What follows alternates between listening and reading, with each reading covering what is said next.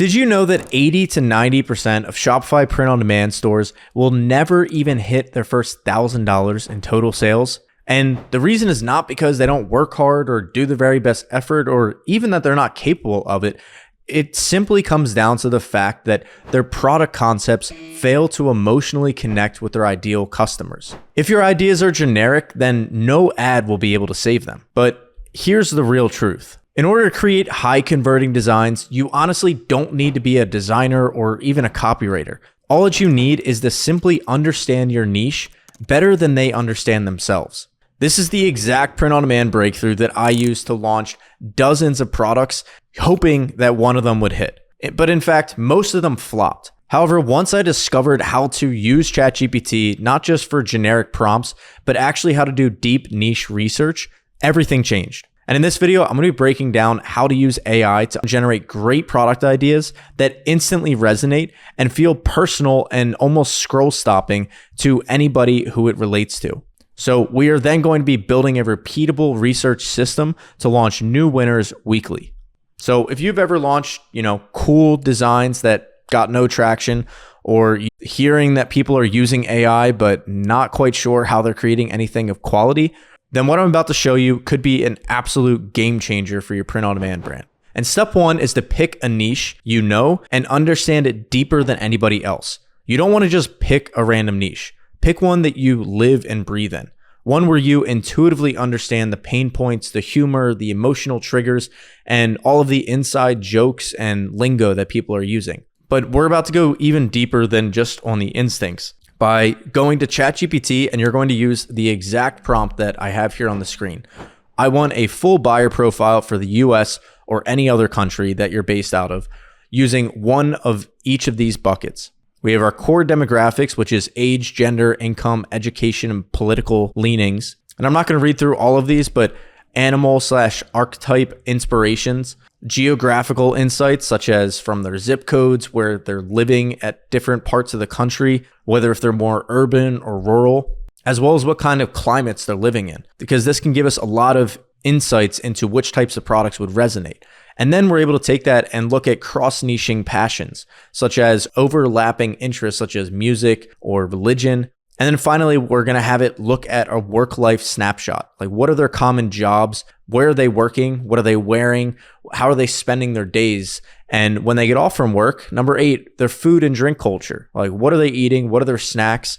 And finally, 9, their values and emotional drivers. So what are their deep-seated values, their daily frustrations? What do they wake up in the morning thinking about? And all of this, we're going to have it, think of it as a one-page cheat sheet for whatever our niche is. And this will give us the detailed multi-dimensional profile, like coming from all different angles, builds a portrait of who our audience really is. So you'll know how they talk, what they care about, and how they really see the world each day. So if we wanted an example of this, say we were targeting, nurses who are from Gen Z, and our profile might be on the surface, be slang like low-key dead inside, coffee rituals, emotional drivers around burnout and purpose. But we don't want to just guess at those things. We want an intuitive level of knowledge. So we want to be able to build on that by going into step 2, which is generating emotional driven concepts. So now that we know who they are, what they care about in their day-to-day life, we're then going to ask ChatGPT to generate 30 concept ideas based on the buyer profile that we just came up with. And we're going to ask it to focus on things that emotionally resonate with the buyers of this niche. So after we do this, we're going to be sitting on a literal gold mine of charged ideas, concepts that aren't just mildly interesting, but strike a chord right to the heart of who they really are. But the really important trick to keep in mind is that we want to compare these outputs with what is already selling on Etsy and Amazon, because you'll instantly see how much more specific and personal these ideas are than the average product being sold. So if the old version was Dog Mom Life, the new version is now Anxious Dog Moms or Anxious Dog Mom Anonymous Club in a pastel varsity style font. And that's the inside joke level that makes the difference between a ultra bestseller and something that will never strike a real chord. Then step 3, we're going to collect visual styles and cues that we can use to remix designs.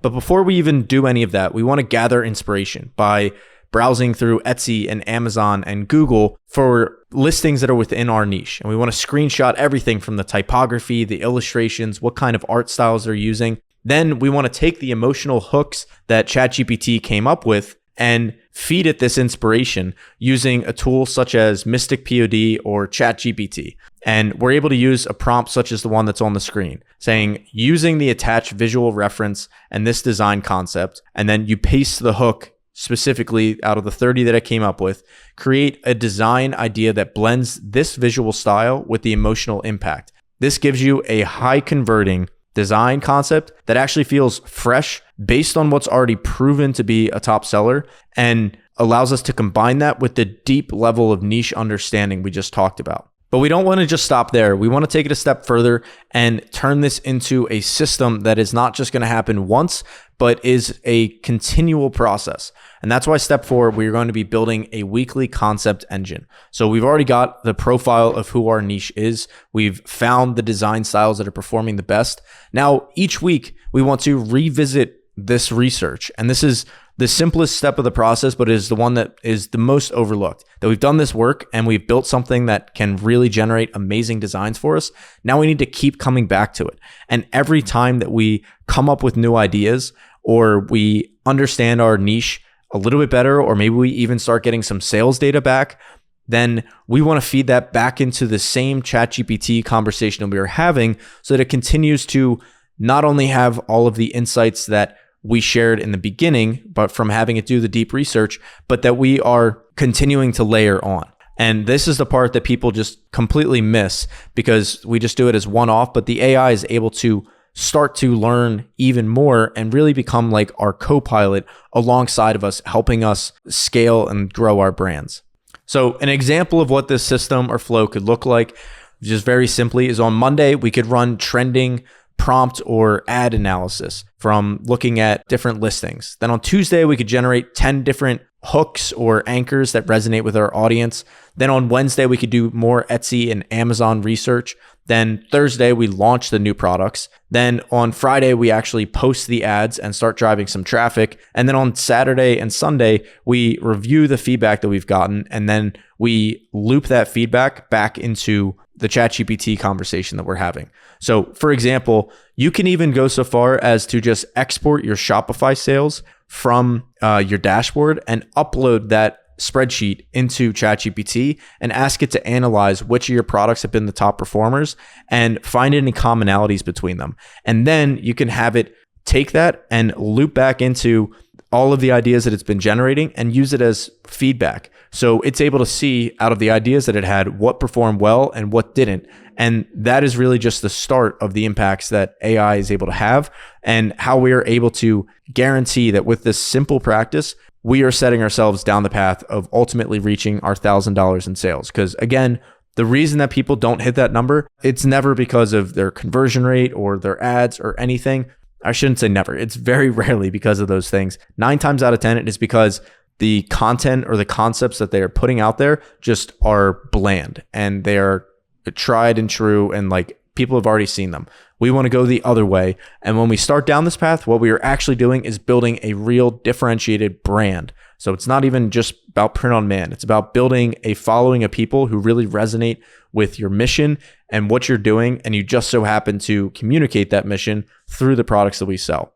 So finally, if this interests you and you're curious about how to take your brand further, whether if you're just starting out, you're already on Etsy and you want to grow into a brand, or if you've already taken a couple sales and want to scale further, well, we have a free 31+ hour course that's linked down below. You can join our free school community and start going through it, and it shares everything that we've done, everything that we've learned, not just from our own brand. And, we've done over $25 million in sales at this point, but also from all of the people that we've gotten to work with inside of the community. So if that sounds good to you and you want to see more content like this, be sure to hit the subscribe button and leave a comment down below. I'd love to hear from you. And other than that, thanks for watching, and I'll see you in the next video.